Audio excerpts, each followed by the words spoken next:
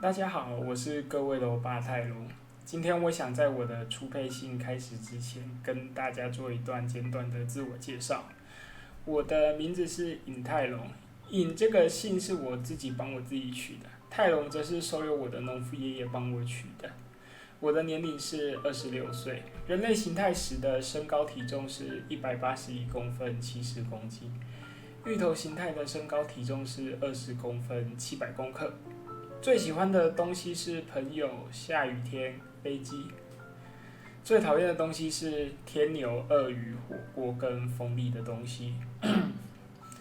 我出生在一个普通的芋头田里，某天晚上，一道诡异的光照下来，我就莫名其妙幻化成人形了。不要问我过程，因为我也是莫名其妙。这片芋头田的主人是一个勤俭的客家农夫，他在见到我的第一眼，以为我是偷芋头的小偷，当场就想要拿锄头往我头上敲下去。当时我害怕极了。在我恳求他除下流域并解释到事情的缘由时，他也收起了可怕的眼神，静静地听我说完这诡异的一切。毕竟有哪个小偷会光着身子去偷东西呢？接下来我就跟农夫爷爷一起过着勤俭的客家生活，一起骑脚踏车到处去菜市场、鱼市场、肉铺捡别人丢掉的菜茎和骨头，一起拿保特瓶装雨水储存，一起去农夫爷爷朋友家吃免费的晚餐，一起把三色豆分装3盘，硬是凑成3道菜，即便人家都说我们贪小便宜。农夫爷爷说我们客家人是非常节俭的，一丁点都不能浪费，这也是我一直以来贯彻的信念。后来农夫爷爷希望我可以融入这个社会，给了我200元，便让我到大城市中历练了。天哪，200元是什么天文数字？我一直以为这个世界的数字只有到10位数而已。然后呢，我就遇到了我人生的另一个转折点。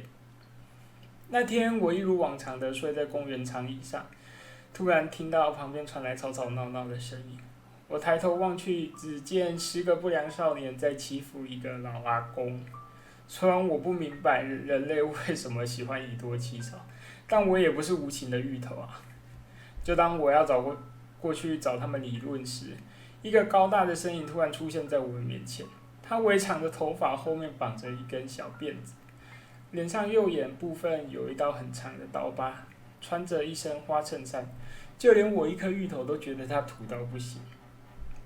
那位土大叔走到混混面前，伸出手指头，开始数对方的人数。天哪，我没打算惹事然后那个大叔开口说道：恁仔几分钟后恁走。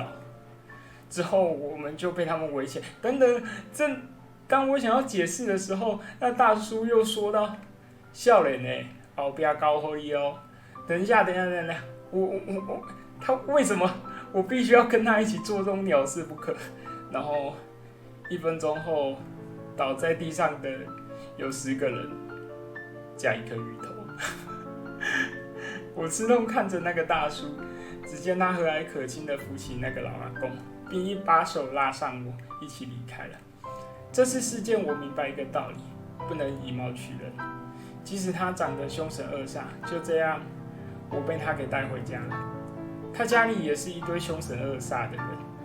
过了一段时间的相处，我便也融入了这个大家庭，开始学习他们说话的方式。而那个大叔，我现在则称之为呆。某天，我在家里的电视中看到了韩国的偶像明星，就喜欢上了他们的穿着打扮，也向往成为像他们一样帅气的明星。我一直想让大家知道不能以貌取人这个道理。为了宣扬我这个想法，我参照了电视中韩星的穿着，带着我们家族的口音，成为了一名 VTuber。我的自我介绍到这边，谢谢大家。